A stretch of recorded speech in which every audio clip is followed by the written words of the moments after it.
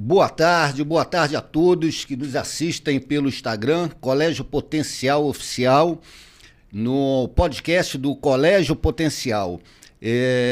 Hoje o segundo episódio, né? E com um tema muito popular, um tema muito agradável, um tema que nos trará muitas informações do futebol e informações também com as questões políticas, as questões de governo. E para isso eu trago aqui para conversar, para esse bate-papo muito, muito agradável, o professor de História, Pablo Magaton. Boa tarde, Alexandre, boa tarde a todos. É uma honra estar aqui batendo esse papo de um tema que eu sou apaixonado, que eu falo bastante, inclusive em sala de aula, tanto história quanto futebol. Já fiquei sabendo sobre isso. Você aborda muito esse tema, bastante. Né? E o Pablo, eu acho que todos nós, né, temos essa veia aí, essa paixão que é a paixão nacional, que é o futebol. E, Pablo, para começar, nós vamos falar de muita coisa. A gente vai abordar, né, numa linha do tempo e as conquistas da nossa seleção brasileira. Mas a gente quer saber um pouquinho da origem do futebol, né? Como surge o futebol, né? A gente sempre escutou dizer que o futebol ela tem origem inglesa. De fato é dessa forma? De fato, o futebol, como a gente conhece, ele tem origem inglesa. Certo. Não só o futebol, mas se a gente pegar todos os esportes mais populares do mundo, eles têm origem inglesa. Não apenas o futebol. Não apenas o futebol. Nós vamos ter, por exemplo, o rugby, que no Brasil não é tão conhecido, mas é em outros lugares, principalmente na Austrália, na África do Sul, é o esporte mais jogado. O cricket também. O cricket é um esporte que a gente mal conhece aqui. No Brasil, aqui é perto do que a gente chama de... Lembra de jogar taco na rua? Sim. Joguei muito, inclusive. Sim. Tem uma noção um pouco parecida. Então, todos eles de origem inglesa. E o próprio futebol americano, que vem a origem do rugby, também o beisebol, que vem a origem do cricket, mas o futebol também tem origem inglesa. Ele tem, claro que primórdios, a gente vai pegar jogos parecidos entre a sociedade maia, entre os chineses também, mas como a gente conhece nos moldes atuais, surge sim na Inglaterra. Perfeito. Mas o futebol, ele teve origem, vamos pensar aqui na questão social. Ele vem de uma ação popular, de um evento isolado, ele vem dentro de fábricas, de trabalhadores. Qual é a origem, a prática do futebol? A prática do futebol é extremamente popular, principalmente na Inglaterra. Perfeito. E, inclusive, essa prática popular explica porque ele é tão famoso no mundo inteiro. Tem tudo a ver, o motivo de nós, os argentinos, a América do Sul, a Europa toda jogar futebol. É origem principalmente fabril. Entendo. Até hoje, inclusive, os times ingleses, grande parte, tem ligações com sindicatos, ligações com a classe trabalhadora. Sim. Ele vai se espalhar pelo mundo no contexto da Revolução Industrial. Por quê? Várias empresas inglesas prestavam serviço no mundo inteiro, de ferrovias principalmente, e mandavam trabalhadores ingleses para os países para que eles pudessem atuar, principalmente na chefia da construção das ferrovias e outro tipo de maquinário também que eles trabalhavam. Então aí você já está falando saindo das fronteiras da Inglaterra. Exatamente. Já indo para outros países. Exatamente. E aí ele chega ao Brasil dessa forma? Mais ou menos. O Brasil é uma forma um pouquinho diferente. O Brasil é um país que destoa um pouco disso. Perfeito. Então o futebol ele se espalha com trabalhadores ingleses viajando e jogavam um jogo que eles gostavam, que já era popular. Já na década de 1860 já existia o futebol moderno. Então, a gente está falando do século XIX, século XIX. 1860. Isso. Tá. No Brasil, a história mais conhecida, mas aí a gente tem as nossas nuances, vai ser a do Charles Miller. Certo. Que é brasileiro, filho de inglês. Ele vai para a Inglaterra estudar. Então, a família dele... Já morava no Brasil. E eles vêm para o Brasil como trabalhadores? Como trabalhadores. O pai dele trabalhava numa rede ferroviária. Era funcionário de uma rede ferroviária. já com aquela expertise inglesa, né? Certo. Ele veio como contratado e o filho então dele... Então não é o pai que traz o futebol. Não, é o filho. Que o filho vai estudar na Inglaterra e na volta ele traz o futebol. Há registros de partidas de futebol acontecendo antes. Isso é um fato. De trabalhadores ingleses, inclusive, principalmente em áreas portuárias. Certo. Inclusive em colégios jesuítas também, né? Que tinha integração com outros colégios do mundo. Mas o futebol, ele é de fato trazido e popularizado através do Charles Miller.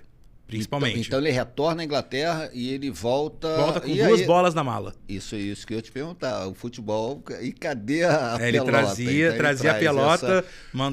Mostrou pro pessoal, explicou mais ou menos as regras e já começou a rolar pelada. Perfeito. E aí, como o futebol, né, tem essa questão popular e a prática dele, só que aí eu te pergunto, a gente está lá no século XIX, né, ele vem.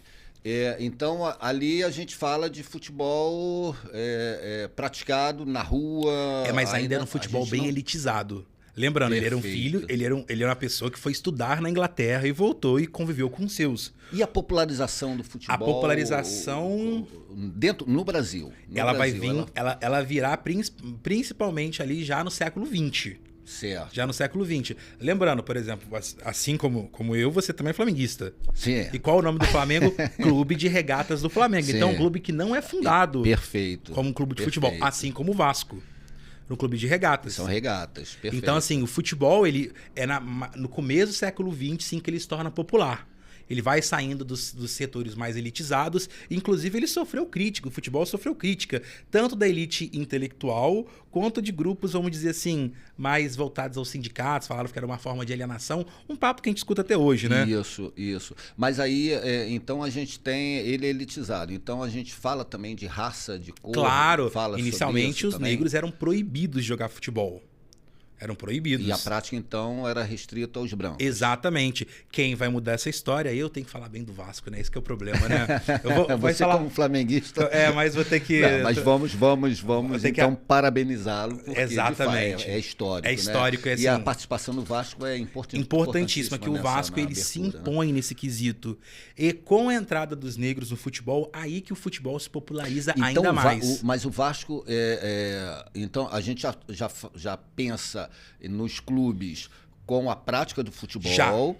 E aí a gente já pensa no Vasco da Gama com um time. Já existia campeonato carioca nesse momento? Existiam torneios no Brasil? E lembrando, o campeonato carioca, na época, ele era... Porque hoje o nome campeonato carioca, ele é nome popular, né? Sim, porque se você for ver o nome, é campeonato estadual do Rio de Janeiro.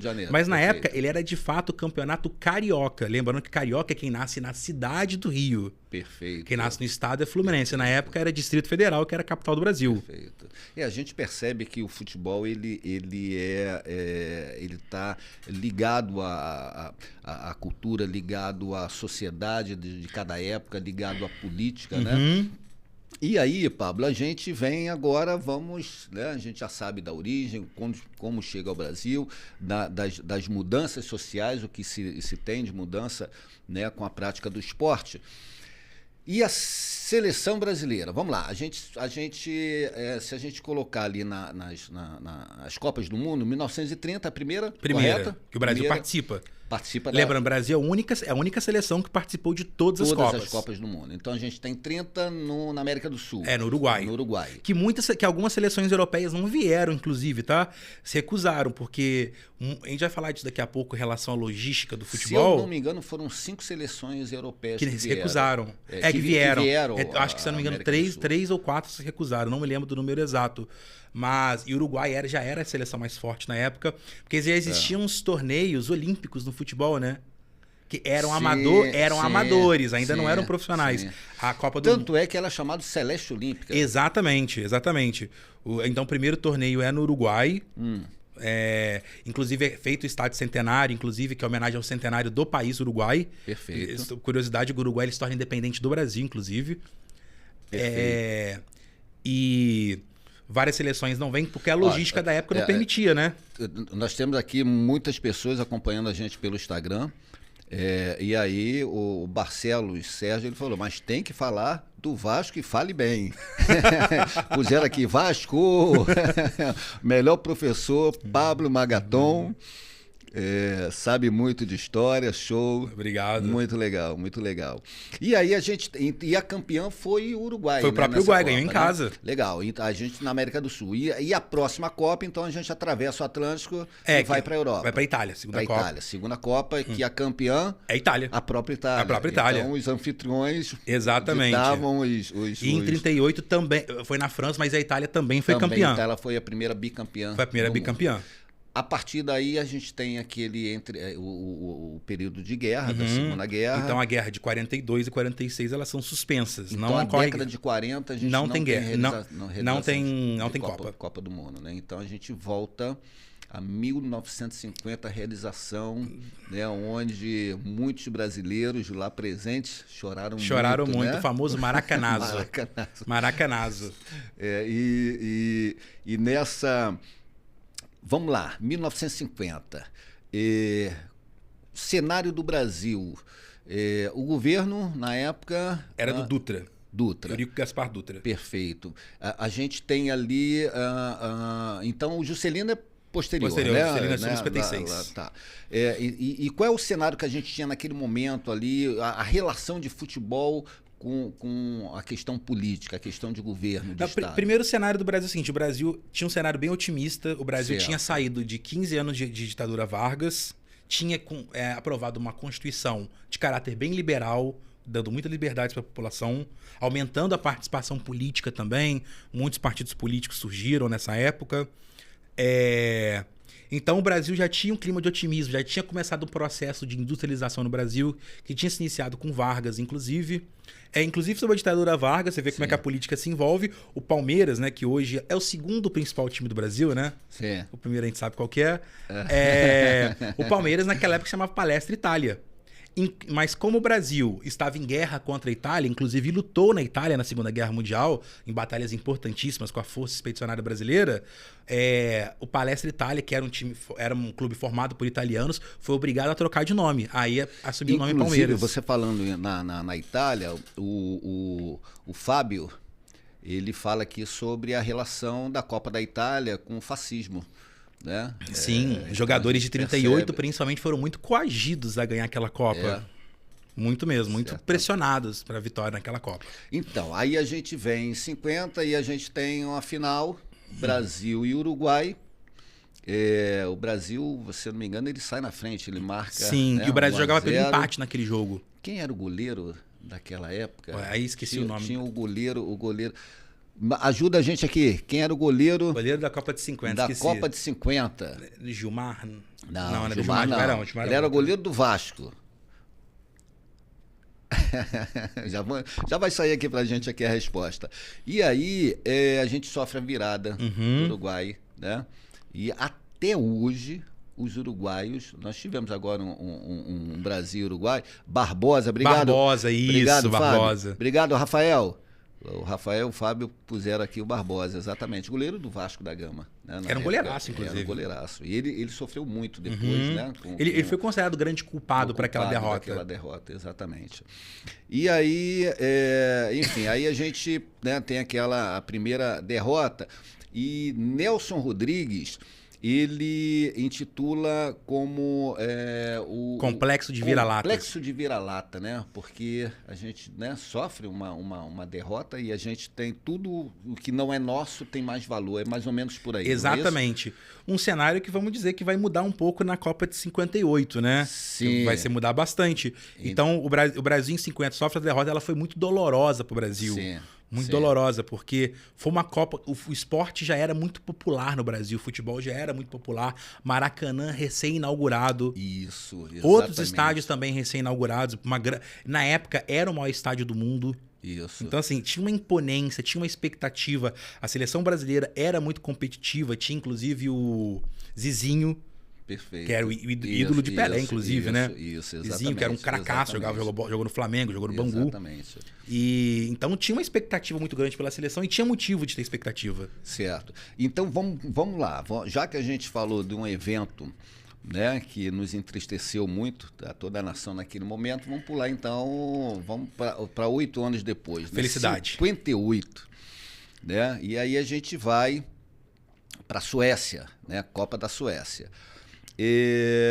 Em 58, aí, antes da gente falar da Copa em si, qual era o cenário, né? O cenário, eu digo, tanto da questão da expectativa com relação à seleção e a expectativa nossa, o país, como é que estava o país? Ele estava pujante, ele realmente tinha que fazer 50 anos em 5. Qual era o cenário? Tinha muita expectativa sobre tudo no Brasil. O Brasil estava estava no governo Juscelino Kubitschek. Perfeito. Ele estava construindo uma nova capital no meio do Brasil. E é bom lembrar, a ideia de Brasília, que estava na Constituição, já tinha ideia de uma capital central no Brasil desde a época de Dom Pedro I. Então, a ideia também era o quê? Integrar mais o Brasil, e a gente vai entender, isso vai se relacionar com o futebol lá na frente. Então, indústria chegando no Brasil, indústria automotiva principalmente, o plano de metas e a ideia de alavancar o Brasil em 5 anos, o que não tinha sido feito em 50. Sim. Rodovias rasgando o Brasil inteiro. A gente pode tecer algumas críticas também, algum ponto ali, mas a sensação de otimismo naquela época era muito grande. E não só isso, do ponto de vista cultural. O Brasil está vivendo a época da Bossa Nova. Bossa Nova, Tom Jobim, Nara Leão. Exatamente. João Gilberto. Isso. Então, a expectativa era a maior possível. E felizmente ela foi atendida. Então, eu acredito que a partir desse momento onde a gente também, aí aquele complexo de vira-lata, ele tem uma virada. Tem uma grande virada. A gente passa a ser o Brasil, né, vindo de fora, eles mudam também. Mudam bastante. Já dando spoiler, um spoiler histórico, então isso não é spoiler. O Brasil ganha a Copa. E o Brasil, ele sai de uma figura mundial que até então o Brasil era muito visto como um país exótico. Certo. Selva, mata, era muito visto dessa forma. Com a construção de uma nova capital, você tem centros culturais no Brasil, tanto Rio quanto São Paulo, uma música sendo exportada para o mundo inteiro. Lembrando que Frank Sinatra, um dos maiores cantores do século XX, ligou para o Tom Jobim para gravar um CD com ele. É bom lembrar disso. O norte-americano pedindo. A autoestima tava bem elevada. Então, a vitória na né? Copa do Brasil também coloca o Brasil como país do futebol. E o surgimento também da grande figura daquela Copa, né? Que vai ser um agente, que vai virar praticamente um agente diplomático do Brasil, que vai ser o Pelé. Sim. Então, Copa, a gente está falando, estamos em 58, na Copa da Suécia. Embora eu tenho essa informação, a Copa inicia com Pelé e Garrincha no banco de reservas. Sim. No primeiro e no segundo jogo. Ele só entra no terceiro jogo contra a União Soviética. Exatamente. Né? E aí, conta um pouquinho dessa Copa de 58. É bom lembrar, o Pelé tinha 17 anos, era aquela coisa, ele tá surgindo ainda. Tá surgindo. Ele estreia pela seleção com 16 anos, mas ele ainda é pensado. Pelé tá jogando muito, é um craque, mas ele ainda é um garoto. Sim. Ele é um garoto que ele vai se firmar como o Pelé nessa Copa. E o Garrincha também. Garrincha é um pouco mais velho. Essa questão da jovialidade, né, do atleta, né, abaixo de 20 anos, hoje a gente tem muitos atletas abaixo. Naquela época era algo muito raro. Muito raro. Não só naquela época, a gente acompanhou muito futebol nos anos... Eu peguei ainda um pouco dos anos 90, dos anos 2000. Ainda era muito raro. Hoje a gente vê, por exemplo, ontem eu estava vendo, não sei se você viu a semifinal da Eurocopa, né, Espanha e França. O nome dele, o jogador espanhol, Yamal, 16 anos de idade. Né? Então a gente está falando agora, a gente tem o Endrick que saiu do Palmeiras, né? O Estevão, né? Tem o do Flamengo, o Lohan. Então são o próprio Vinícius Júnior, né? Que ele é muito jovem ainda. Então a gente tem atletas muito jovens que já estão, né, no cenário mundial. Exatamente. Mas naquele momento era bem diferente. Antigamente o auge do jogador era o quê? Entre 26 e 30 anos ali, que era considerado o auge do jogador. Exatamente, né? A própria condição física. E aí a gente vai para a final da Copa de 58. Brasil e Suécia. Brasil e Suécia, contra os anfitriões. Ou seja, isso? Toda a torcida contra. Todo mundo contra. E aí, como é que a gente... apesar que o cenário era para se dar conta, os suecos obviamente torciam pela Suécia, e é bom lembrar, né? A Suécia também está naquela Copa, naquele ponto, que também era... foi um país que não foi devastado pela Segunda Guerra, tão devastado. Perfeito, teve ocupação e tal, mas não foi um cenário como foi na França, como foi na Alemanha, por exemplo. Mas tinha um encantamento já pela seleção brasileira. Já tinha. E só uma curiosidade, nessa época as numerações elas eram aleatórias. Então não existia o camisa 10? O camisa 10 ele foi aleatoriamente pro Pelé. Entendi. A partir daí que o 10 vira um símbolo. Virou o símbolo do 10. Inclusive a camisa da seleção brasileira, ela até a Copa de 50, a cor era branca, né? Ela passa a ter o amarelo, a seleção canarinho, e o azul também, exatamente, né? A partir da Copa de 58, acho que é 54, né? E aí 58 sim, a gente é consagrado campeão. 5-2. E Pablo, você lembra dos gols? Não lembro de todos, não. Sei que você lembra. Eu lembro. Vamos lá. Que você lembra. Os gols na sequência. Vavá faz o primeiro e o segundo com Garrincha, né, fazendo uma jogada pela direita. Né, são dois gols muito semelhantes, né? Quando a gente vê assim, né, programas de esportes, a gente vê a jogada, o mesmo lance. Ele vai para a direita, cruza, rasteiro, e o Vavá, né, só escora. 2-0. Terceiro gol do Pelé. E a gente precisa falar desse gol porque ele ficou marcado em todas as Copas. Ficou marcado, na minha opinião, o maior gol da história das Copas. O maior gol da história das Copas, né? Zagallo faz um cruzamento, ele mata no peito, né, já tirando o primeiro zagueiro, e o segundo ele simplesmente dá um lençol. Exatamente. É isso? E esse gol ele é muito simbólico porque ele foi um gol esteticamente muito bonito, uma habilidade absurda, né? Do jogador que viria a ser o maior de todos os tempos e numa final de Copa. Um jogador que só tinha 17 anos. Perfeito. E aí Zagallo faz o quarto e o Pelé, né, sacramenta a vitória com o quinto gol. Muito bem. Próxima Copa do Mundo a gente pula para 62. Então a gente, 58, Juscelino, né? Tava no poder. A gente estava no poder. Aí a transição para o próximo governo. Então, aí a gente tem, vamos dizer assim, vamos dizer que a história do Brasil no século XX ela não é muito tediosa, não. Ela é bem... acontece muita coisa, né? Sim. Mas Juscelino termina o seu governo em 1960 e quem ganha a eleição, isso é bom lembrar. As eleições do Brasil, na Constituição de 46, elas eram desvinculadas. Você votava para presidente e você votava por vice. Não era uma chapa única. Eram votos separados. Entendo. Eram votos separados. Então, o que podia acontecer? Você ter um vice que não era da mesma posição ideológica do presidente. Claro. Ou seja, você não teria em caso da saída do presidente, você não teria uma continuidade. Perfeito. Então, quem vai se eleger para presidente do Brasil vai ser Jânio Quadros. Certo. Com a plataforma esteticamente muito populista, ele teve uma ascensão meteórica, algumas pautas de costumes bem diferentes para a época. Por exemplo, quando ele entra no poder, ele proíbe o uso de biquínis em concurso de Miss, ele proíbe rinha de galo. O presidente da vassoura, né? Ele faz a propaganda da vassoura, prometendo varrer a corrupção. E quem se elege vice vai ser João Goulart, que era o herdeiro do trabalhismo de Getúlio, com uma posição política bem diferente em relação ao Jânio Quadros. Sim.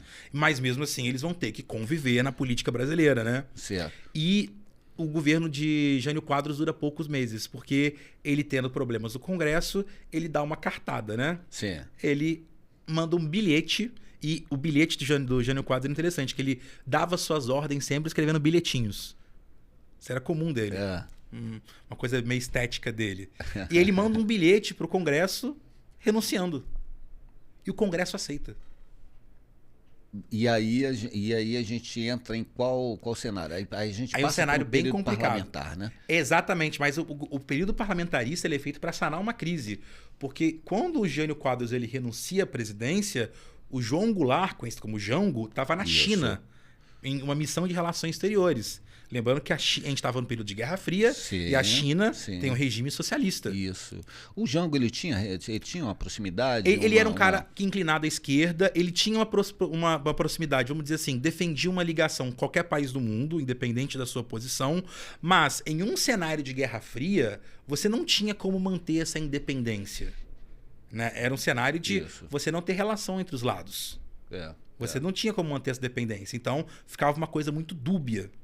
Então, o João Goulart, ele volta para o Brasil e para sanar a crise política, porque tinham ministros militares que não queriam deixar, e várias outras forças políticas no Brasil, que não queriam deixar que João Goulart assumisse a presidência, fazem um rearranjo político que o quê? Olha, João Goulart continua na presidência, mas o Brasil passa a ter um regime parlamentarista.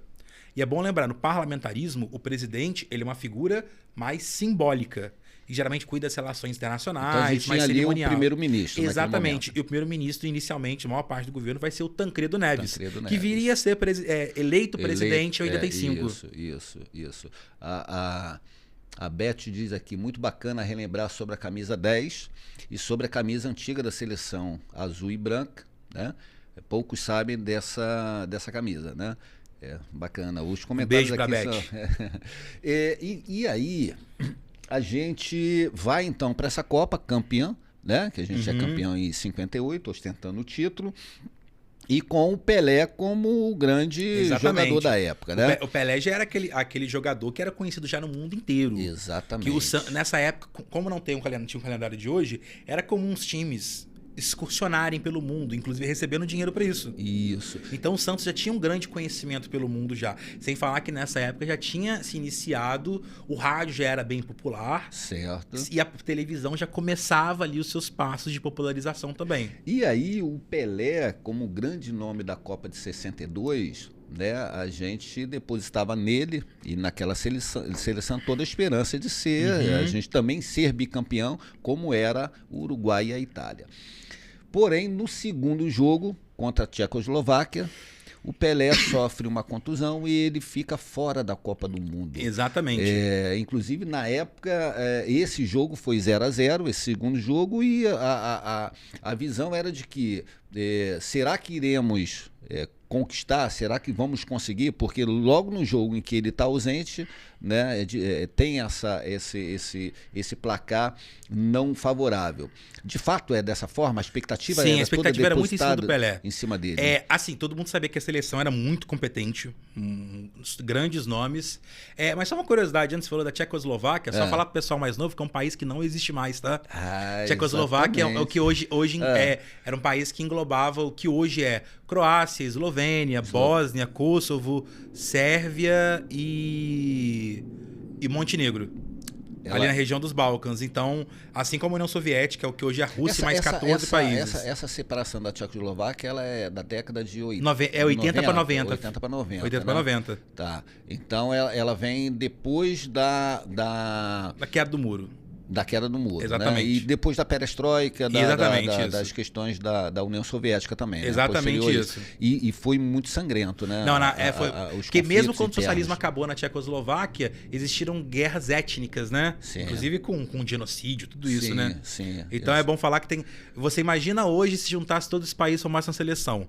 A gente já perdeu da Croácia na última Copa. Imagina se juntasse todos em uma seleção só. Então, quando a gente pensa Tchecoslováquia, mas é um país... Ainda bem que foi só a Croácia. A gente pensa, Tchecoslováquia é um país fraco? Não era tão fraco assim. Tanto que chegou numa final. Assim como a União Soviética. A União Soviética ganhou a Euro de 60. Isso. Ganha a Euro de 60 e chega na final da Euro de 88, inclusive. Isso. E aí a gente vai... Então, Pelé fora. E quem coloca, então, a seleção, né, no ombro e carrega a seleção para o título? Seu Manuel. Tem um nome? Seu Manuel. Seu Manuel? Manuel. Também é conhecido como Garrincha. Garrincha. E o Garrincha... Mas o Pelé, ele é substituído por alguém. Amarildo, que também não deixou a desejar. Não, nem um pouco. Entrou com camisa 20 lá e fez os gols importantíssimos. Né? É isso.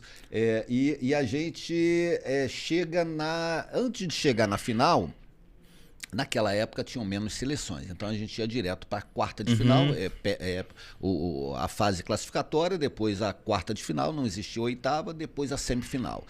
E na semifinal o Garrincha, ele é expulso. Eu sei que teve repercussão, inclusive diplomática, em relação a essa expulsão. Nessas horas, o que aconteceu em relação a isso? Nessas horas a gente vê que o futebol ele se relaciona em outras áreas também, né? É bom lembrar uma coisa, nessa época não existia cartão vermelho, nem cartão amarelo. O juiz verbalizava a expulsão. Essa história, ela é fantástica. Ele verbalizava a expulsão. Então, ele verbalizou pro Garrincha ser expulso, que foi, na verdade, uma agressão. O que seria um motivo de suspensão, tudo isso, né? Só que na época não existia essa... Hoje em dia as regras no futebol são muito bem pré-definidas. Isso. Muito bem pré-definidas. O que acontecia naquela época? O jogador era expulso e ele era julgado depois. Teria um julgamento. Então não existia uma suspensão automática? Não existia. Pelo teria um julgamento que aí se avaliaria o que seria feito com o jogador. Não existia cartão amarelo, então não existia suspensão por 2 amarelos, nada disso. Não existia nem substituição. O Pelé o Pelé quando se machuca, o Brasil fica desfalcado em campo, inclusive. Cartão amarelo e cartão vermelho. Então, naquele segundo jogo, o Pelé sai e o Brasil fica com... Fica com 9 na linha. Na linha, 10 em campo. Substituição e cartão amarelo e vermelho é Copa de 70 só. Certo. Só na Copa de 70. E aí, o desenrolar desse ocorrido com o Garrincha, essa expulsão? Então, o Garrincha, ele é expulso e teria o julgamento. Só que não tinha as câmeras que tem hoje. Você não tinha súmula como tem hoje. Mas na teoria ele ficaria fora da final. Se fosse relatado o que aconteceu, com toda certeza o julgamento teria que ser suspendido. Certo. Então, se tivesse um julgamento e com o acusado e as pessoas que iriam acusar ele, sim, ele estaria fora da final. Exatamente. E por que ele não foi... Porque quem teria que testemunhar seria o árbitro, né? O árbitro. A testemunha ocular do que aconteceu, né? Perfeito. Principalmente, que seria a figura neutra ali em campo. E acredito que lá ele estava para fazer o julgamento. Não. Não foi? Não foi. Não foi. Não foi. Ele não foi no julgamento. E o que acontece? Quando descobrem que Garrincha não vai para a final, ocorre todo um esforço diplomático do Brasil. O Tancredo Neves, que era o primeiro-ministro... E a gente estava lá naquele governo... falando do governo do Jango, né? Jango, né? Mas no caso, quando a gente fala de parlamentarismo, o governo fica na mão do primeiro-ministro, que é uma figura eleita pelo Congresso. Ele vai entrar com o Ministério das Relações Exteriores do Chile e vai tentar alguma forma de fazer com que Garrincha jogue. Certo. E só um ponto importante... Mas ele parece que ele faz tentativas também com a CBE, com a CBD. Com a FIFA, né? FIFA junto à CBD. Isso. Mas é bom lembrar uma coisa, pessoal. Existe uma coisa da história chamada de anacronismo. Anacronismo é quando você olha o passado com os olhos de hoje. Essas relações políticas que aconteciam, quando a gente fala no meio do futebol, elas eram comuns. Isso não é o Brasil malvado, todo mundo bom, não. Todas as seleções faziam isso, acontecia em outros pontos. Por exemplo, e detalhe, as regras não eram tão pré-definidas. Por exemplo, a Alemanha de 54, campeã da Copa, altos indícios que ela se dopou antes da Copa. Só antes da final, contra a Hungria. Só que não existia regra para isso. Então... O que foi feito? O árbitro simplesmente ele não testemunhou. Ele não teria mais jogos para apitar.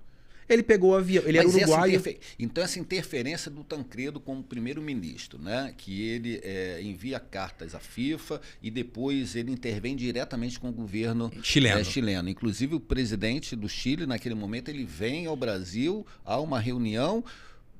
E o tema era o Garrincha, a final da Copa.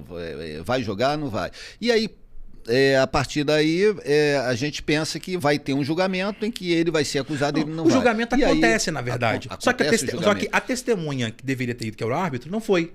Antes do julgamento, ele não teria mais jogos para apitar. Qual era a nacionalidade? Ele era uruguaio. Então, como ele não tinha mais jogos para apitar, até porque já seria a final o próximo jogo, ele pega o avião e volta para casa. E aí Garrincha joga a final. E aí nós somos campeões. E até um caso interessante, né? Vamos voltar a falar do Vasco? De 97, todo mundo lembra disso, que é bem folclórico. De algo que foi feito com Edmundo dentro da regra que foi uma jogada do Eurico Miranda dentro da regra, Sim. mas que ele achou uma brecha ali, porque o Edmundo, na semifinal do Campeonato Brasileiro de 97, na época não eram pontos corridos, era mata-mata, fase final do Brasileiro, era Vasco e Palmeiras. Sim. O Edmundo era o principal jogador do Vasco, jogava um absurdo, já acabou com a gente algumas vezes já. O Edmundo toma um cartão amarelo. Ele estaria suspenso. Na final. Porque seria, se não me engano, o terceiro cartão amarelo dele. Certo. O que fazem? Eurico liga do Rio lá para o estádio em São Paulo e fala pro Edmundo ser expulso, fazer uma jogada para ser expulso. Ou seja, o Eurico já sabia como mexer, ele mexendo dentro da regra. Dentro da regra. Dentro da regra. O Edmundo é expulso, dá um chute muito descarado na frente do juiz. Depois busquem isso aí, esse lance bem interessante. Que não é feito para machucar ninguém, mas é descarado. O juiz dá um vermelho direto. O que acontece? Como foi a agressão, teria um julgamento. Mas não daria tempo, ele conseguiu o efeito suspensivo. Entendi. Ou seja, você tem umas nuances dentro do dentro futebol. da regra que você consegue fazer, né, a manobra. O Eurico foi um que conhecia os regulamentos como poucos, né? Exato. E aí, na final, Brasil e Tchecoslováquia, justamente aquela seleção no qual nós empatamos na fase classificatória com a saída do Pelé. Com gols de... Eu não vou lembrar. Não vai. Tão antigo. Eu sei que você lembra disso melhor. Você lembra o nome melhor do que eu, Alexandre? Então vamos lá. Você lembra melhor do que eu. Gols de Vavá, gols de Zito e gol de Amarildo, que foi o substituto do Pelé. E a Tchecoslováquia também, inclusive a Tchecoslováquia havia aberto o placar. 1-0 Tchecoslováquia, depois a gente vira o jogo. A Margarete falou que Edmundo deu muita alegria para nós vascaínos. Muito. Vocês têm muitas saudades, né? Bem que o Coutinho voltou hoje pro Vasco, né? É isso aí. Nós, né, como cariocas, a gente tem a questão da rivalidade, mas ao mesmo tempo a gente sabe que não é bom, né? Por exemplo, o Fluminense hoje está lá na última posição e a gente, né, o flamenguista vai zoar, todos, né, o botafoguense, o até vascaíno. Porque você não sabe como é que eu sofro em sala de aula. Mas a gente sabe que esportivamente isso né, para o estado do Rio de Janeiro, né? É bem positivo os times estarem em Faz Esportes. Muito melhor. Você vê, por exemplo, agora o Santos, né, fora da Série A do Brasileiro, evidente que para a economia local, uma série de situações que a gente sabe que tem. Até porque o Santos é uma cidade mais isolada, né? A visibilidade, capital, né? Imagina, por exemplo, o Santos, né, jogando uma partida da Série A e ela vai ter muito mais visibilidade. Com certeza. A questão de patrocínio também, tudo isso. Cota de TV, tudo isso. E aí nós somos, então, bicampeões do mundo. A gente parte para 66, que eu vou falar rapidinho, mas vamos... Mas só uma curiosidade, inclusive, sobre bicampeão. A gente teve Copa em 30, 34, 38, 50, 54 e 58 e 62. Já tinham 3 seleções bicampeãs. Brasil, Uruguai e Itália. Mas 54 foi a Alemanha. Lembra? Na época existiam 2 Alemanhas, né? Foi a Alemanha Ocidental que ganha. 54. Que aí, mas a grande seleção era a Hungria. Era a Hungria. Do Puskás. Hungria do Puskás. Exatamente. Muita gente vê hoje o prêmio Puskás, é homenagem ao jogador. Homenagem ao jogador. E a gente vai em 66, a gente é eliminado na foi primeira fase. Foi a última vez que o Brasil caiu na primeira fase, inclusive. Na primeira fase, né? Que Pelé, inclusive, também se machuca. E do jeito que está indo a nossa seleção atual... Medo de nem ir, né? De nem ir, né? Mas vamos pular essa parte, né? E aí, em 66, a gente é eliminado na primeira fase, né? Portugal de Eusébio, inclusive o Pelé foi caçado em campo, né? Mas aí a gente volta, depois 2 títulos, né? Um ano que a gente não conquista e a gente vai para 1970. E o Brasil vivia um momento efervescente aqui, né? Bastante. Na política, sociedade. Como é que estava o nosso país naquele O Brasil momento? já estava dentro do regime militar, o governo Médici. Certo. E o Brasil, primeiro, a participação da seleção na Copa de 70, ela fazia parte também de uma propaganda do governo. É bom lembrar, isso é bom lembrar, independente do lado político. Todos os governos possíveis usam o futebol a seu favor. Né? Todos. Isso é de praxe, não só no Brasil, em qualquer lugar. Sim. Então a seleção de 70 ela aparece num cenário que o Brasil vivia, o chamado milagre econômico, que o Brasil estava passando por um período de crescimento, chegou a 10% ao ano, então muitas obras sendo feitas. O governo querendo se afirmar bastante naquela época. Então, essa visão da seleção como algo patriota, algo brasileiro, fazia parte também desse programa. E sem falar que a gente vivia num período que já estava tendo luta armada contra o regime, você tinha problemas de pessoas sendo exiladas. Então, o governo da época precisava se afirmar positivamente. Isso era importante. Uma fala aqui da Beth e da Margarete. A Beth fala assim: muito bacana, rapazes, abordar o futebol com o contexto político e social de cada época para entendermos que não é somente um esporte pelo esporte, mas sim tem participação dentro da história brasileira. E o futebol ele tá ligado diretamente, né? As questões sociais, sim, as questões até econômicas, né? A gente tem uma fala que muita gente fala, mas é só um jogo. Muita gente fala que é alienação. Eu, pessoalmente, não concordo muito com isso. Isso não só o futebol, como outros entretenimentos também, porque eu acho, primeiro, que as pessoas têm direito ao seu entretenimento, ao seu momento de alívio. Claro. O futebol, primeiro, tem um fator psicológico, que é o lado, muitas vezes, onde as pessoas têm a sua felicidade. Tinha uma música do Moraes Moreira, na década de 80, Saudades do Galinho, quando o Zico sai do Flamengo, que tem um trecho, pra mim, que é muito revelador, que ele fala: agora como é que eu me vingo de cada derrota da vida se a cada gol do Flamengo eu me senti um vencedor? Ou seja, ele tem um fator psicológico, as pessoas se sentem melhor com o seu time ganhando, com a seleção ganhando. A gente vai ver isso mais pra frente, como isso influenciou na política. E outra, é o que Durkheim chama de fato social. O futebol, ele existe. Já existia antes da gente, independente da nossa vontade, e ele existe além da gente. Ele faz parte da cultura e da sociedade e da economia, principalmente. Exatamente. Aí, então, vamos entrar em campo agora em 1970, né? Nós chegamos em 70... Porém, antes de irmos para o México, a gente tem ali uma troca de treinador, né? O Zagallo, que era bicampeão dentro de campo, ele assume a seleção. Por que ele assume a seleção? Ele assume no lugar do João Saldanha. Lembra? O João Saldanha era um jornalista. É um jornalista que assume a seleção. Jornalista esportivo. Ele assume a seleção e ele era uma figura bem combativa. Ele era um cara que não se dava muito bem com o regime da época, isso é bom falar. E ele tem também problemas com o elenco, inclusive barrando o Pelé em alguns jogos, sabe?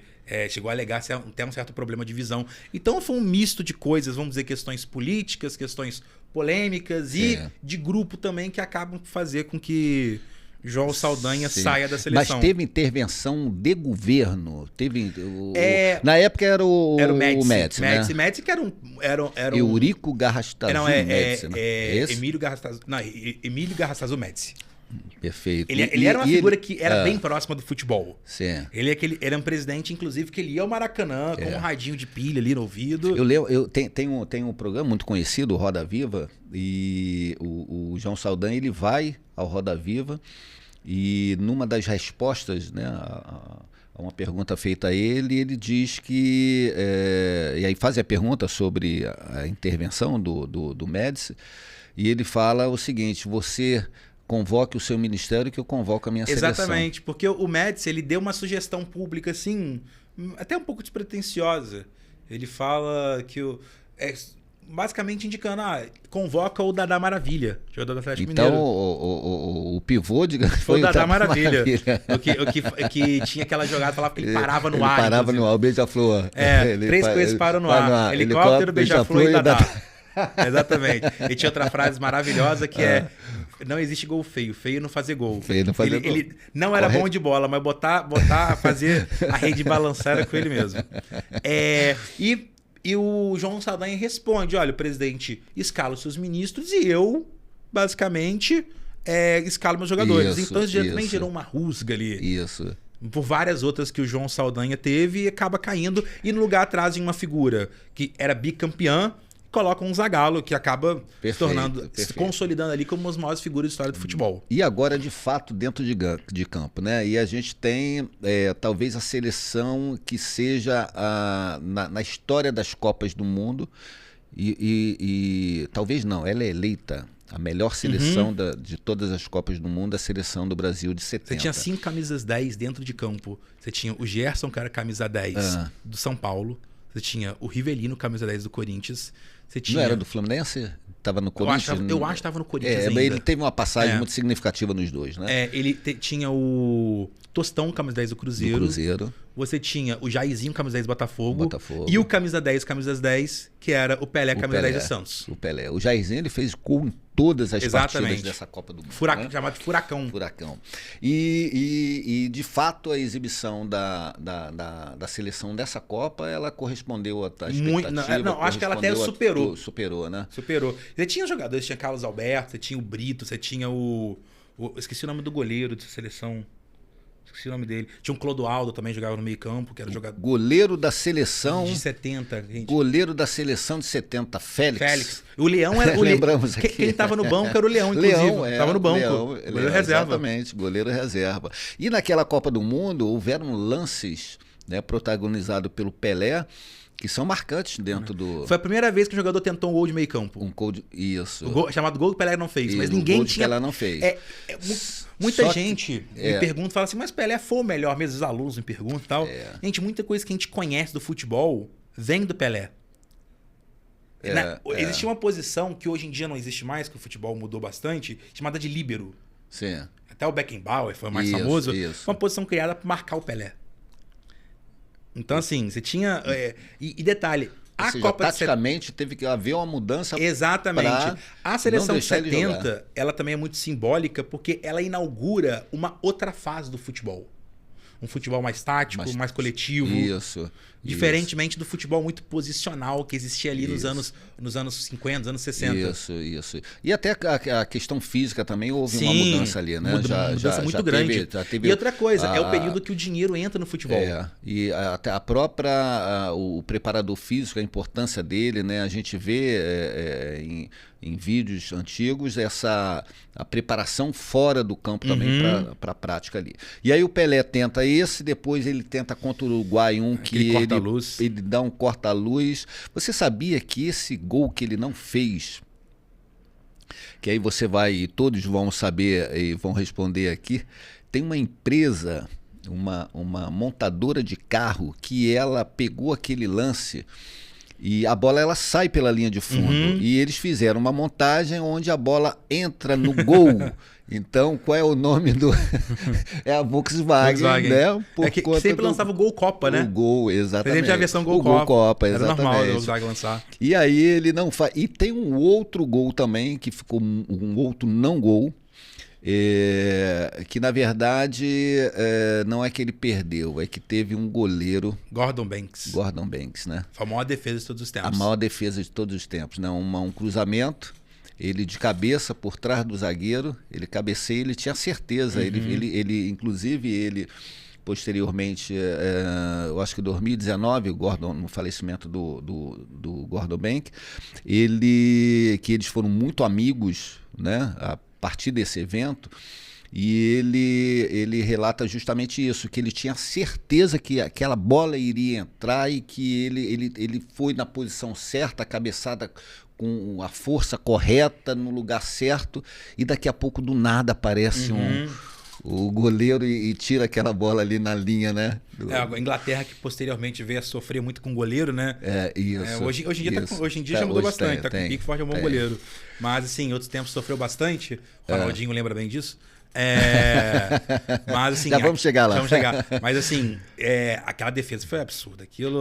A cabeçada foi plasticamente muito bonita, que foi assim, no sentido correto, tudo de certo que é para fazer um cabeceio, o Pelé faz. E o Gordon Banks opera um verdadeiro milagre naquele lance. Tem duas perguntinhas aqui que a gente vai deixar para o final, não deixa eu esquecer não. Vocês acham que um técnico gringo deveria assumir a seleção brasileira, feita pelo Rafael? E o Roberto Ramon Dias, eu acho que ele não falou isso, ele falou, Ramon Dias tem que ser o técnico da seleção brasileira. Bom, aí é uma opinião dele, né? Pablo, eu te amo, sou sua fã. E a Margarete, me lembro desse vídeo editado, denunciei minha idade. Ela deve estar falando do vídeo editado do gol, foi a Margarete aqui. E aí a gente vai para a final, né? Brasil e México. no estádio Aztecas, né, no México. E foi uma das grandes, talvez eu não sei se teve um placar tão elástico quanto esse em outra Copa do Mundo, né? A gente tem aí um placar 2018 foi a final Não, foi qual ano que teve? Foi 2018. Acho que foi 2018 que a final também foi uma goleada, da França, né? Em cima da Croácia, mas eu não lembro. Né? Mas vamos lá. Então, bota gente, placar de 2018, que eu não 2018, final da 2018. Copa. Vê quem encontra aí pra gente para saber se foi maior do que o placar da seleção brasileira em 70, que foi 4-1 em cima da Itália, né? E esse jogo, Pablo, foi um espetáculo. Espetáculo, né? No YouTube a gente acha a Copa de 70 toda, já tive a curiosidade de assistir. E ele além das questões individuais, né, de cada atleta, eu acho que ali também surge o futebol coletivo, né? Coletivo. Ali o Tostão, por exemplo, como tinham 5 camisas 10 no campo, que jogavam na mesma posição, que era meia esquerda ali, né? Sim. O chamado ponta de lança também. Você teve que encaixar um esquema onde todo mundo coubesse em campo, né? Sim. Então, por exemplo, o Tostão foi colocado como ali um falso 9. Isso. Entende? O Gerson foi um pouco mais recuado. Então tinha que ter um jogo coletivo para esses jogadores que nos seus clubes atuavam na mesma posição funcionassem. Mas quem ficou com a posição do camisa 10 foi o Pelé. Perfeito. Foi o Pelé. Ó, tem alguém aqui que falou que, se não me engano, 4-2. 4-2, foi menos elástico. Então foi né? E aí, Pablo, a gente sai de 70 e nós ficamos aí 24 anos, né, órfãos, né? Em 70 a gente traz a taça, né, que ela qual o nome da taça? Jules Rimet. Jules Rimet. A gente traz, ela não fica muito tempo com a gente, não. Ela não fica muito tempo, né? Ela ficava ali no centro, na Rua da Alfândega, ali na antiga sede da CBF, e ela O que acontece quando ela é roubada? Não, uma curiosidade, a taça foi roubada, né? Mas a curiosidade é a seguinte, existia um lugar com uma redoma blindada pra taça, que era onde estava a réplica. A original estava sem a redoma. Ah, entendi. A réplica estava bem protegida, a original não. A original não. A original não. A original não. Foi um erro cometido. E muito provavelmente ela foi derretida. E detalhe, hoje em dia a taça, ela circula. Sim. A Jules Rimet foi feito o quê? O primeiro país a ser tricampeão fica com ela. E não se sabe de fato o paradeiro, né? Então, se ela foi derretida, ela pode estar no dedo de muitas pessoas, né? Na orelha, no pescoço de muitas pessoas, né? A gente não sabe. Muito bem, e aí a gente vem então para 94, né? Onde uma seleção totalmente desacreditada, né? Ela vem ali para as eliminatórias, onde a gente depende de né? Vamos usar um termo que ele não é muito legal, mas é inevitável, o salvador da pátria, né? Exatamente. E aí o Romário, né, no Maracanã, ele vem do Barcelona, ele não tinha sido convocado anteriormente, ele vem do Barcelona e a gente derrota o Uruguai 2-0 e a gente é classificado para a Copa, né, dos Estados Unidos, né, em 94. Qual o cenário que a gente tinha naquele momento? 94, a gente está falando de... Governo Itamar Franco. Aí a gente está falando de um cenário diferente. Quando a gente fala de 50... Ali foi fundamental porque a gente tem a economia. Exatamente. Né, quando a gente fala de 50, fala de 58, 62, 70, o Brasil, tendo problemas políticos ou não, tinha uma grande expectativa em relação ao país, a economia, crescimento. Em 94 o cenário era outro. Sim. Era de pessimismo, trauma. Isso. Inflação galopante. A inflação galopante. O Brasil... Ele tem a redemocratização ali na segunda metade dos anos 80. Isso. E já vem desde o governo Figueiredo, ali, o último presidente do regime militar, com uma inflação muito alta. Vem Sarney em 85, vários planos econômicos. A Maria Raquel, Pablo, sou sua fã, dá autógrafo, tá pedindo autógrafo. Um beijo, Maria, uma das melhores alunos que eu tenho, com certeza. Enfim... A gente tem o governo Sarney com vários planos econômicos para conter a inflação que não dão certo. Em 89 tem a primeira eleição desde 1960, onde é eleito Fernando Collor de Mello. Ele é eleito e seu vice era o Itamar Franco. Certo. O Collor também tenta planos econômicos, um deles ficou muito famoso, que foi o de congelamento das poupanças. As pessoas ficaram com o dinheiro preso no banco. Na época, então, a ministra da Fazenda... Era Zélia Cardoso de Mello, prima do presidente. Prima do presidente. Esposa do Chico Anísio. Esposa do Chico Anísio. Aí o pessoal brincava que o humorista casou com a piada. O pessoal brincava com isso. E aí, confiscado, né? Confiscado, então, assim, poupança. Teve trauma. A popularidade dele despenca, né? Mas ele vai com uma popularidade... Muito alta, porque lá em Alagoas ele tinha... né, era visto como... Um caçador de Marajá, um moralizador, tudo isso. Ele era de uma família política. Inclusive, um caso interessante. O pai do Collor, o senhor Lindolfo Collor, Lindolfo de Mello, não lembro qual dos sobrenomes, ele era um senador e matou outro senador dentro do Senado. Nossa. Nos anos 60. Então... E matou errado ainda, tá? Coisas da política brasileira. Coisa da política brasileira. Isso aconteceu de fato. Então, e aí o Collor, ele vem... Ele não é impeachmentado. Ele é impeachado, sim, mas, em 92. Mas ele não renuncia antes. Então é que tá. Começa o processo de impeachment contra ele, várias denúncias. Aí teria que dar um podcast inteiro só para explicar o impeachment do Collor. Ele manda... antes da votação do Senado, lembrando, o impeachment no Brasil, como é que funciona, pessoal? A gente tem... o presidente da Câmara tem que acatar o processo de impeachment. Você tem uma votação na Câmara. Lembrando que no Brasil tem duas câmaras. Câmara, deputados e Senado. A Câmara autoriza o processo e o processo é julgado pelo Senado. E aí na Câmara deve ser 50% mais um? Não, tem que ser... tem que ser 2 terços. Maioria absoluta. Maioria absoluta. E no Senado tem que ser 2 terços também. Que no Senado, se eu não me engano, Senado são 81 senadores, 2 terços disso. Sim. Aí, basicamente... 54, isso mesmo. Antes da votação do Senado, o Collor manda uma carta renunciando, só que essa carta não é aceita. Sim. Então eles seguem com o processo, ele é empichado e perde os direitos políticos por 8 anos. Perfeito. E quem assume no seu lugar era o vice-presidente, que nessa época não era mais como foi na eleição de 60. O presidente e o vice eram eleitos na mesma chapa, juntos ali. O Itamar, que no meio do governo Collor já tinha rompido com ele. Então o Itamar assume meio assim, do nada, e ele entra com... Ele também tenta alguns planos econômicos que não dão certo, mas ele quer a todo custo conter o grande problema do Brasil naquela época, que era a inflação. Thiago Soares, sou fã, grande Pablo. Abraço, meu amigo Geleia. Esse sei que é, irmãozaço, meu. E aí a gente tem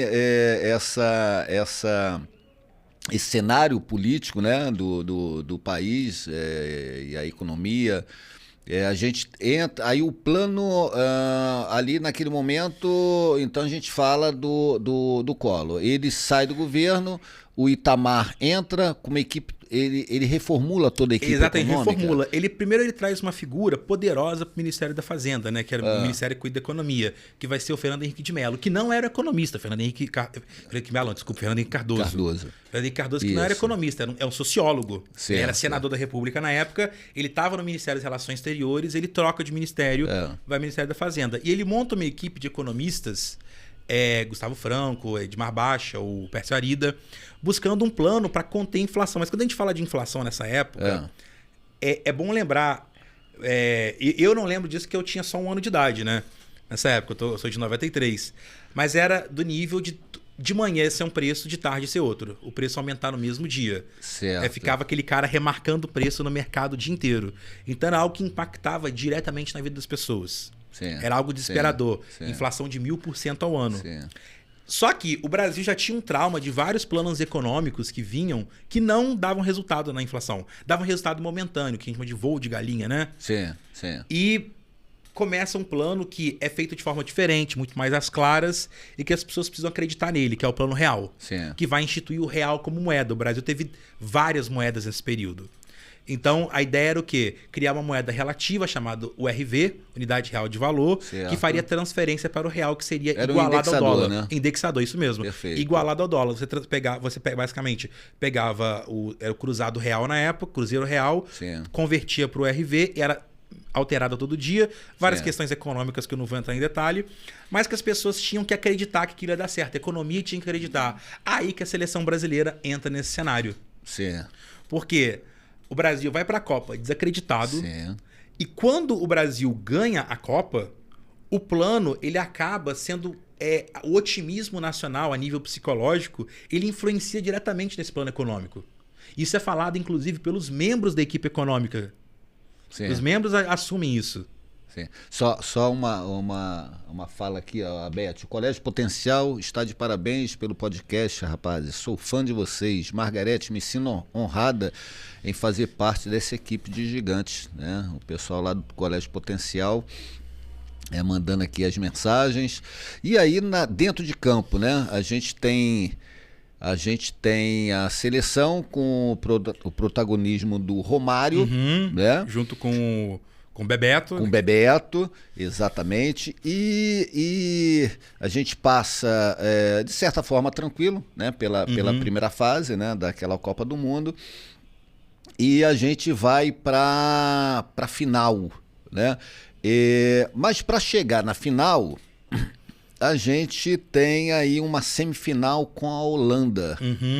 Não é isso? Semifinal com a Holanda, que a gente sai na frente com o gol do Romário e depois aquele gol do Bebeto. Famoso gol do Embala Neném. Famoso gol do Embala Neném, né? Que o Matheus, filho dele, depois jogou no Flamengo, né? Depois foi para fora e tal, mas não teve muito sucesso como pai, como né? Pai, nem perto. Nem perto, né? Nem perto. Mas aí a Holanda empata e a gente tem um daqueles momentos assim, né? Emocionantes de um gol, né? Feito, né, por um atleta que ele não era um dos melhores laterais, até pela idade. 86 ele já não, 86 ele era o grande da posição, mas em 94 ele já estava quase no final da carreira dele, o Branco, né? Que na verdade não era o titular, né? O titular era o Leonardo. O Leonardo, né? Só que o Leonardo, é bom lembrar, o jogo talvez mais difícil do Brasil nessa Copa foi o Leonardo. Ele foi expulso então contra os Estados Unidos, talvez tenha sido o jogo mais difícil da Copa, num calor de 40 graus. Foi um gol do Bebeto, exatamente, 1-0. Esse jogo ele foi muito simbólico, que a Copa aconteceu nos Estados Unidos. O jogo era contra os Estados Unidos, 40 graus de temperatura. Sim. E foi no dia 4 de julho, feriado de independência. Então, assim, tinha toda uma pressão nacional. E a seleção dos Estados Unidos era bem razoável ali. Era um time bem razoável. Claro que os Estados Unidos nunca teve essa popularidade, essa grandiosidade no futebol, né? Mas era um time razoável e deu trabalho pro Brasil.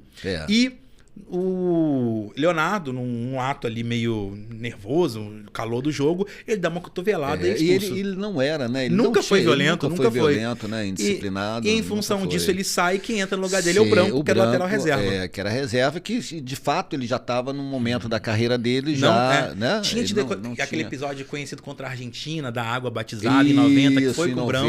Exatamente, em 90. Mas o Brasil tá muito bem de laterais essa Copa, porque na esquerda você tinha o Leonardo e o Branco, que na direita você tinha o Jorginho e o Cafu. O Brasil estava muito bem de laterais. Exato. E aí aí o Branco, né, de falta, ele faz o 3-2, né, uma bola que o Romário... E dá aquela entortada ali atrás. Entortada, e a bola passa por ele e o Brasil consegue a vitória. E a gente vai para a final, né, novamente, como foi em 70, né, 24 anos antes, a gente vai novamente para a final com a Itália, né? E esse jogo, eu não sei se foi o jogo mais feio, não vou dizer assim, mas ele não é um jogo muito interessante de assistir, não. Não foi um jogo interessante. Se a gente, né, hoje, se você quiser assistir um jogo de futebol, não assistam esse jogo, porque vai assistir Brasil e Holanda de 98, que é mais legal. Talvez. Isso é mais legal. Porque, inclusive, nos raros chutes a gol, né, e todos eles, a maioria deles, tentativas de fora da área, né, uma delas, inclusive, se eu não me engano, o Dunga, ele chuta uma bola, o Pagliuca, que era um baita goleiro. Baita goleiro, né? E a defesa da Itália era sensacional, né? Baresi e Maldini. E aí a bola, o Pagliuca, ele falha, né? Porque ela bate apenas no braço direito dele e resvala na trave, né? Naquele momento ele recolhe a bola, né? A bola não entrou, ele recolhe a bola, vai na trave e dá um beijinho, né? Aquilo ali ficou marcante. Essa final, também. Primeiro, ela era muito simbólica porque era uma disputa dos dois maiores centroavantes do mundo naquele momento, exatamente, né? Que era o Roberto Baggio e o Romário. Era uma grande disputa. E o Romário, ele na prorrogação... É porque o Brasil ganhou a Copa, mas o Romário, ele poderia sair da Copa como um grande vilão, porque o último lance daquela final, o Bebeto, ele vai na direita, ele faz um cruzamento rasteiro, o Romário sozinho, ele perde um gol sozinho. Coisa bem rara de acontecer, né? É, bem raro de acontecer, né? Tudo bem que ele não estava equilibrado, né? A gente observa no lance isso, mas ele perde um gol. E a gente vai para a disputa de pênaltis. Primeira final de Copa a ser decidida em disputa de pênaltis. Né? Foi a primeira história. Tivemos mais posteriormente? Tivemos 2006, que foi 2006. Itália, que foi Itália e França. Itália e França. E tivemos também em 2022, Argentina e França. 22? No Catar, a última. Perfeito. Eu pensei aqui, inclusive meu pensamento foi para um momento não muito bom, que foi a Copa do Brasil, né? Que ela foi para a prorrogação, né? Ela foi para do Mário Götze. Foi o Götze. Isso, foi 1-0, né? Da Alemanha. Tá. Mas voltando lá para 94, e aí a disputa de pênalti, né? Então a gente inicia com o Baresi, perde né? O primeiro. Os dois zagueiros, né? O dele e o nosso. Também perde, muita gente lembra do pênalti que o Baggio perdeu, que ele isolou, né? Mas, inclusive, no documentário... Eu falo daqui a pouco sobre isso.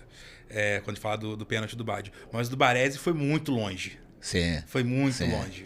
Né? E o Márcio Santos, aí vem, o Márcio Santos também perde, né? Que é o também zagueiro da seleção. Santos que não era para ser o titular, sabia, né? Não era, porque não. Inicialmente seria o Ricardo Gomes. Ricardo Gomes ele machuca antes da Copa, aí no lugar dele entra o Ricardo Rocha, que se machuca no primeiro jogo, mas ele fica no grupo até o final porque era uma liderança. Aí que o Márcio Santos entra. O outro era o Aldair, que é intocável. O Aldair era sensacional. E aí, depois o Taffarel defende um pênalti no Massaro. Sim. E a gente vai para... Então, vamos lá. Perde os dois primeiros, depois converte os dois, 1-1. O Dunga faz o pênalti dele, né? 1-1. Depois o Massaro perde, o Brasil faz... E a gente vai lá pro quinto pênalti. Não, é só falar, o Romário bate o pênalti nessa disputa. Mas o Romário não batia pênalti até então, tá? Foi um dos primeiros pênaltis que ele bateu na carreira. O Romário já tinha 28 anos, ele mal tinha batido pênalti na carreira. E a bola bate na trave e entra. Bate na trave e entra.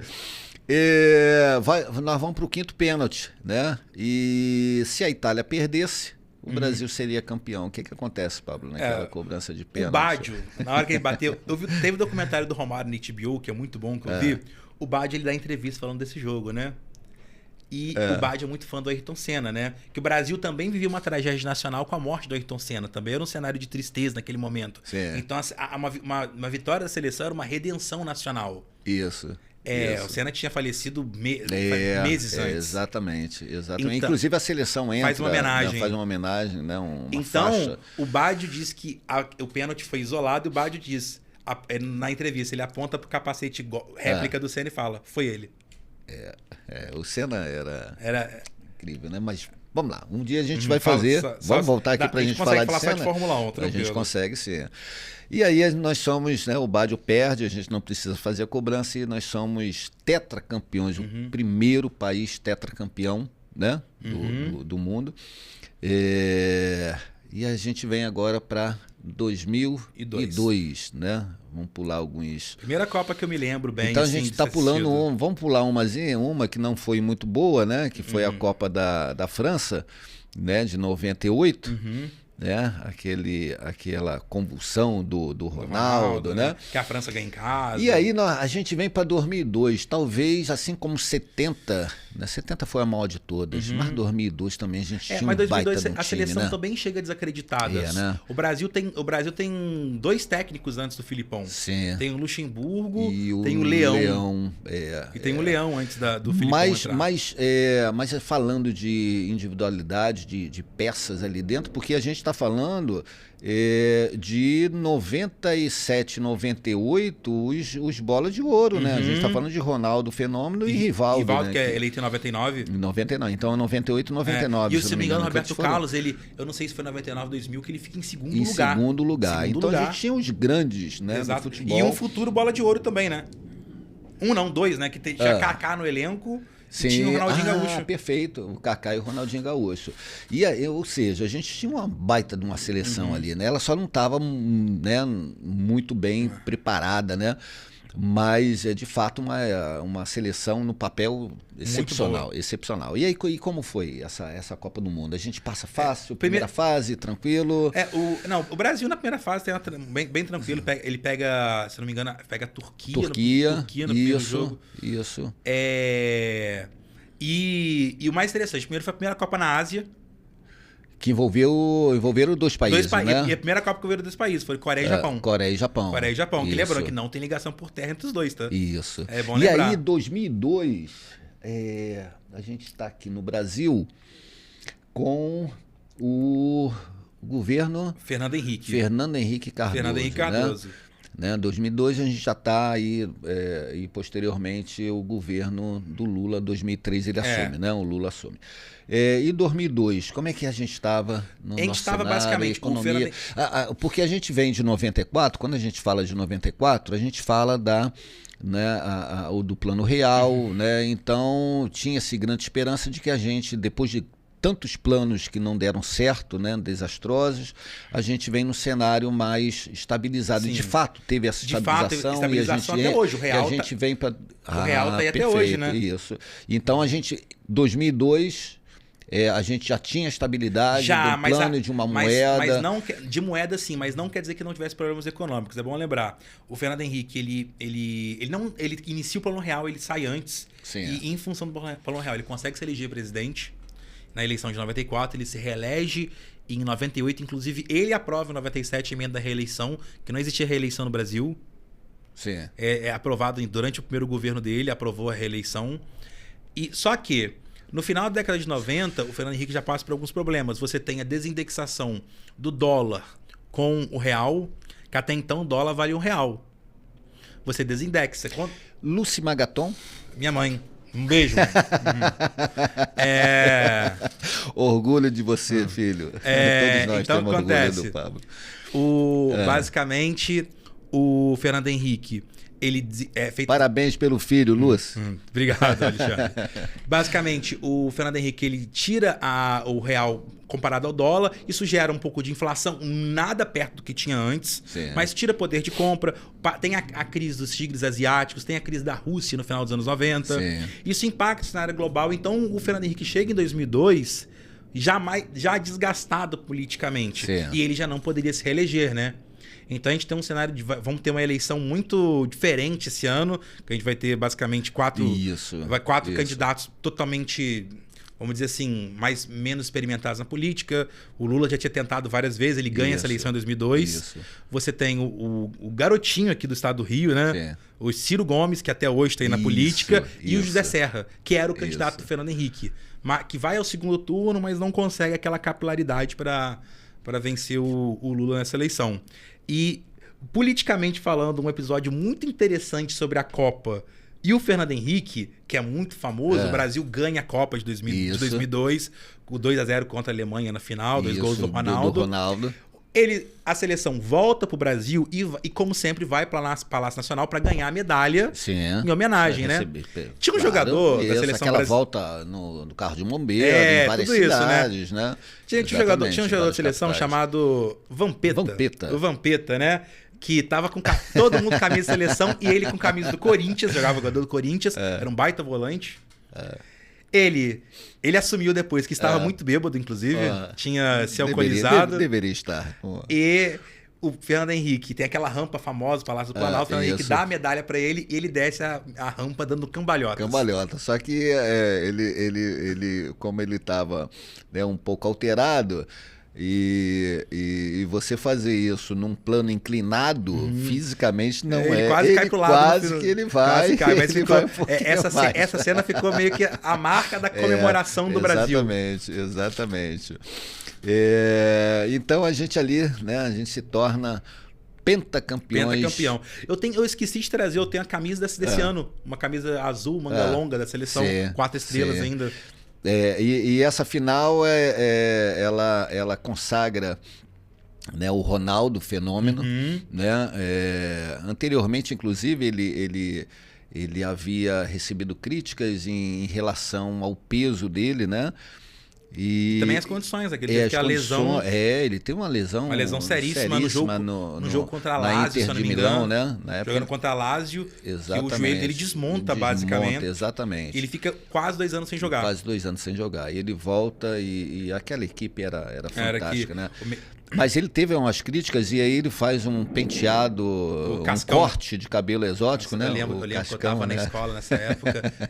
Acho que eu e mais 3 que não fizemos. Mas aquilo ali foi uma jogada de uma estratégia para desviar a atenção do que de fato, né? Só uma coisa, você fala de marketing, esse tipo de coisa. Eu tô lembrando, a gente falou da Copa de 70, eu esqueci de falar uma coisa sobre o Pelé, né? A importância. O Pelé naquela Copa foi patrocinado pela Puma. Sim. E o que ele tinha que fazer por sendo patrocinado? Antes de começar o jogo, antes da saída de bola, ele tinha que abaixar e amarrar a chuteira. Pra a câmera, como era o Pelé, ia dar o foco. O Pelé? Como ia dar o foco nele, todo mundo ia ver que ele tava usando uma chuteira da Puma. Em que Copa, tá 70. Dizendo? De 70. Então, assim, até o marketing, ele foi uma figura...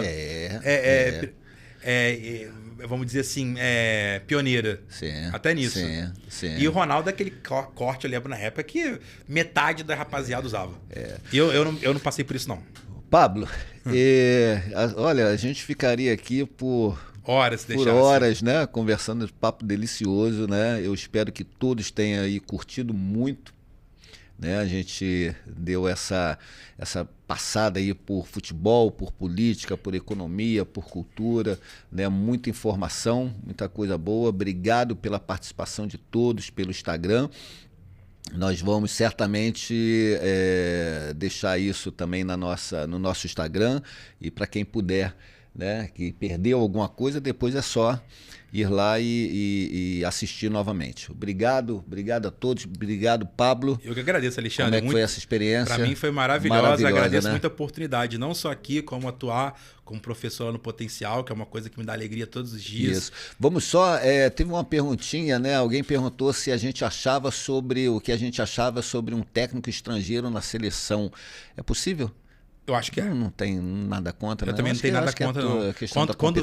Quando ventilaram o Ancelotti na seleção, eu fiquei bem animado, por sinal. Infelizmente, não veio. Não veio, né? Mas eu não me desagrada a ideia. Acredito que seria uma opção muito, muito bacana. Dalva Magaton, minha madrinha, um beijo. Afilhado. Que Deus te abençoe, parabéns. Obrigado, tia. Olha, obrigado a todos, né? Aqui a gente está encerrando o 2º episódio do podcast Potencial. E esse podcast ele não tem caráter exclusivo, né? Do host, do apresentador, e ele é um pouco itinerante. Então, nos próximos, né, podemos ter o Pablo aqui e eu sendo entrevistado, ou os nossos alunos, outros professores, né? É só surgir ideias que a gente vai estar aí. Gente, obrigado a todos, um ótimo dia.